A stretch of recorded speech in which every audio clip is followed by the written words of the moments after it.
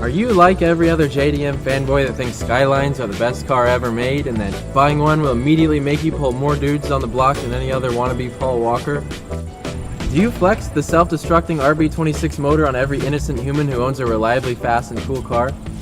Would you pay $60K over market value for a clapped out 30-year-old Nissan with more problems than Facebook? Hell yes I would. Oh hey, didn't see you there. Welcome to the channel. I'm just watching my favorite YouTuber, Whistling Diesel. He got himself a JDM Halo car, and I guess it didn't go so hot for him. Let me take off my R33 GTR sunglasses, place them down in my Nismo catalog next to my Nismo RB26 ornament, and let me make sure the time is good on my Nismo clock. I'm everything he described in that video. I'm a JDM fanboy. I'll pay $60K over market value for a GTR and trying to attract dudes. Here at Nissan Fanboyville, we got kind of a thing for overpriced JDM cars, especially ones that are $60K over market value, whatever that means. The last time we made one of these videos, we were talking about some boys who didn't have any place in the JDM world, talking shit about the JDM world, wanting to get their little claws into the JDM space. We all know that's not possible, and they quickly cut the shit because they realized they couldn't hang. It was a little too expensive for them. Today, we're dealing with someone a little less cringy. The DDE boys were pure AIDS. They got the fuck out of the JDM space pretty quickly. Last I checked, I haven't really watched their videos, but I haven't heard anything about it, and they're, you know, trying to bait us into reacting back in the day. But here in my JDM space, we love to pay too much money for our ITRs, our CTRs. This car and this car combined, you could probably have yourself a nice Porsche. This car and that car combined, you could have yourself an R8. That car alone, you could probably have yourself a V8 R8. And between the whole lot of them, well, you could definitely get yourself a supercar. But at the end of the day, that's not why we're here. I've never received more DMs, except for the DDE video, and this one I got even more, about a reaction to a video on YouTube. And today, we're going to break down that video, and we're going to react. And it's probably not the reaction you think. So welcome to the business side of the JDM space. This side of the shop could not be happier about Whistling Diesel and the video he made. I just learned his name today. I had to Google it. Cody is his name. I don't want to call him by his YouTube name, his screen name, or what's it called? Stage name. His name is Cody, and he is an entrepreneur. His business is ruining things other people like. And the one thing I'll never understand is why people get mad. I couldn't be happier. This side of the shop couldn't be happier that this video exists, because this video is the best marketing tool we've ever seen to market our business. And our business is fixing these overpriced JDM junk cars. Currently in the shop, we have about 20 Skylines, and we love them. And the reason this video is the best marketing tool for these cars is it's everything I've been trying to explain to people for a long time. The first point, which is a brief one, know who's working on your car. And by that I mean, don't let just anyone work on your car, and don't buy a car from just any guy who built it in his backyard. Second reason that this is such a good marketing tool for my business, and I'm gonna start showing this to customers that are like, hey, I just bought my car and I'm thinking about bringing it in. I'm gonna say, hey, check this video out, because you don't know the condition of any of these cars. You don't know. You don't know the life they lived before they were shipped to the US, and you don't know the life they lived since they've been in the US. These cars were sub $10,000 for some time.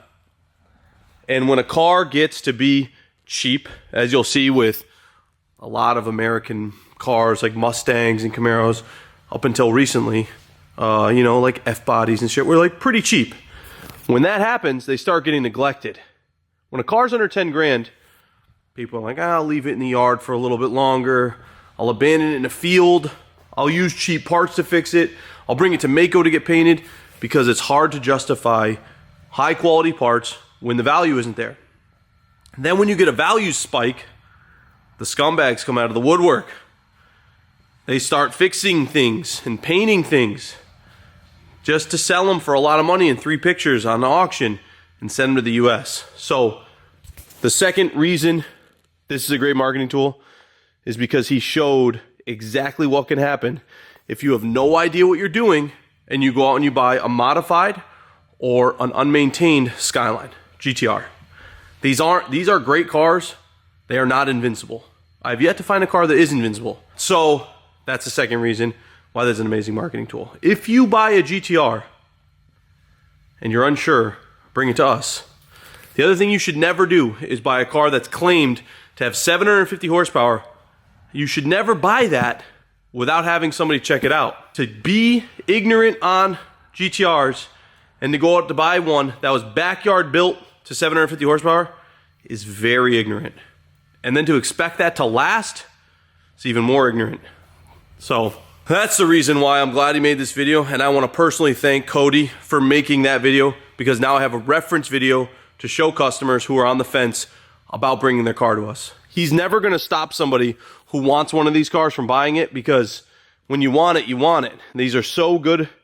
They've gone down in history for a reason. We just got to make them good. We're here to make them great again.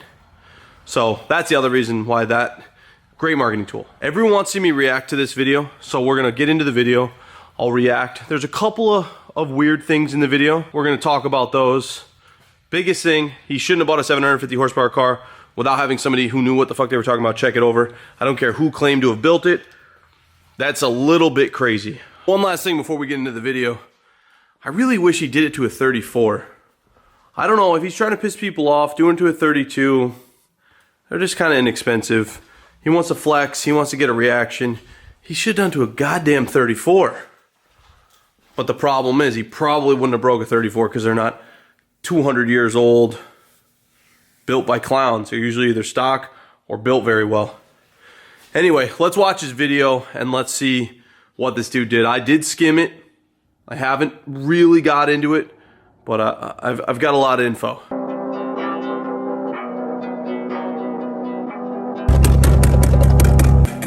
So the beginning of this video, he says he finally bought a Skyline, and after 5 hours of driving it, something happens to the shifter. I've never seen that with an R32 GTR before, but judging by the other parts on the cars that I found out later in the video, it's probably just a junk short throw shifter. I don't really know. I have no clue what parts are in this car, and he doesn't explain it. And that's the weirdest part of this video. Every YouTuber I know, and I know a lot of them, films every moment of every car pickup and the first drive, the first boost, the first pull. They film it all. He has none of it until the car's already broken. It's not very YouTuber of him. I'm not accusing him of anything, but it just seems really weird. Filmer, would you agree? You film everything. Don't we film everything the moment we get a car in case shit goes down? We do film everything. We film everything. So this is strange. Then he tries jamming it into gear, and I don't know if his foot's even on the clutch. But then he bought another one and the cam broke. Pretty strange failure, but hard to blame the Skyline for some company's parts failure. Also, in my experience, from what I've heard and read, these Tomei cams fail from over tightening the cam caps, over tightening the timing belt. Should they break? No. Will they ever see the forces that a 20-something-year-old can produce while hitting them against a rock? Absolutely not. This is a piece of engine equipment. You know, you wouldn't hit your piston on a rock. You wouldn't hit anything else on a rock. Why would you hit the cam and expect it to last? You can tell they're cast. They're just not used to that lateral force that he's seeing while smashing it on a rock. And if they're over tightened and spinning at 8,000 RPMs while over tightened, you're going to eventually snap that off, especially with heat and everything else. So once again, wouldn't blame the Skyline for a cam failure, but that's just me. And then he's at counter steer showing the issues with the car. So these are my GTRs, guys. Matching colors. Both of them. I hope they're running really good. That's not supposed to look like that. So the head's fucked on one, clearly. He blew an engine, 2 engines and a transmission. That also doesn't make sense to me without filming.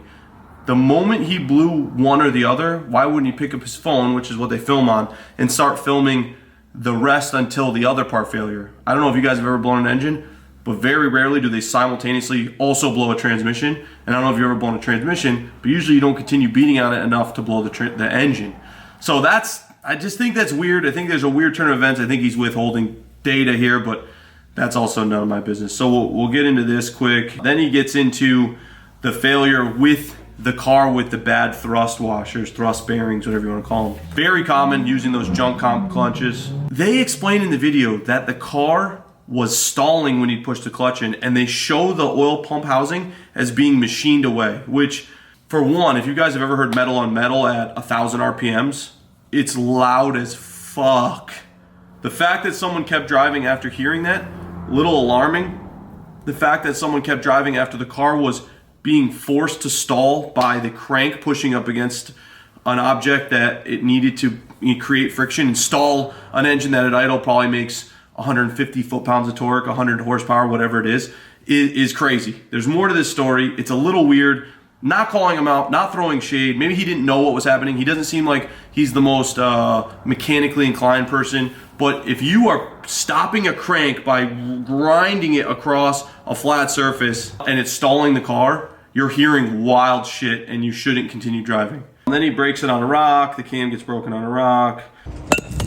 Then he shows the hairline cracks. Really common with cars that have overheated. Kind of really common in RBs. I think LZ had the same failure. He still ran the engine. It's annoying, but it's not catastrophic. And then he just shows the car and complains about him and talks shit about the Skyline. The part that triggers me is when he drops a block on the hood. I don't care. It's his money. It's his shit. He wants to do whatever he wants to do with it. But those hoods are hard to find, and people love putting them on GTSTs. That hood could have been great on a GTST, or that shell still would have been good. I don't know what he's going to do now, but that's just a bummer. Besides that, I don't care what he does with his money. I think the big thing here that everyone's wondering is how I'm going to react to this. I told you already, this is great for my shop, great for my business. And while I don't agree with how he spends his money, I doubt many people would agree with how I spend my money. Exhibit A. This is a $3,000 coil cover. So if he wants to spend 40, 50 grand on an R32 and smash it up, I don't care. Because he probably doesn't agree with me buying this for 3 grand, or that sign up there that filmer can film for 2 grand, or any of the other outrageously priced things here. I can't talk shit to another man about how he spends his money. I just can't do it. It's not in me. It has nothing to do with me. I am a little bummed it's a Skyline. However, it wasn't a rare one. It's not like he did to an N1, a Nismo, a 400R, or like anything crazy. He just did to a run-of-the-mill gray R32. 2 of them. Out of the 44,000 R32s built, there's about 20+ thousand of them are gray. So it's not like it can't be replaced. Anyway, with all that being said, my reaction to this video is, Cody, you got your views. I'm calling you out. If you want a car built correctly at 450, 500, where I think these cars shine, and you'd like to bring it to us, we'll do it for free. You pay for parts because you damaged a bunch of parts. If you brought us a car before this, I would have done the whole thing for free, but throwing blocks on the hood and shit, and I'm not gonna pay for your shit. Bring us a car, we'll do it free of labor. We'll show you what a Skyline should feel like at 500 horsepower, how much fun they are, how reliable they are. You can put it through its paces just like you did the Hilux. Will it last like the Hilux? Absolutely not. Will you be able to do what these cars are intended to do for extended periods of time? For sure, you should be able to street drive that car forever at 500 horsepower. You should be able to track it while keeping eyes on oil issues for 20 to 30 minutes at a time. And we can build a little stronger. So everyone who's watching this video and in the comments, go to Cody's video, tell him we called him out, and not in a bad way. We'd like to challenge his challenge. He's challenging the GTR. We would like to challenge him to break a car that we assemble. It's not going to be impossible to break. We're not going to make the thing bulletproof, but within a reasonable budget, we should be able to make a car that's reliable and can withstand some abuse. Not ignorant abuse, not dropping it out of a helicopter or driving it through Moab. It won't be able to do that, but it will be able to street drive and beat up on a lot of cars, and he should be able to have a ton of fun with it before something lets go. So I'm going to end the video there because I got to catch a flight. That's my reaction to Whistling Diesel. Thank you for the marketing video, Cody, and we'll see you guys tomorrow from sunny Florida.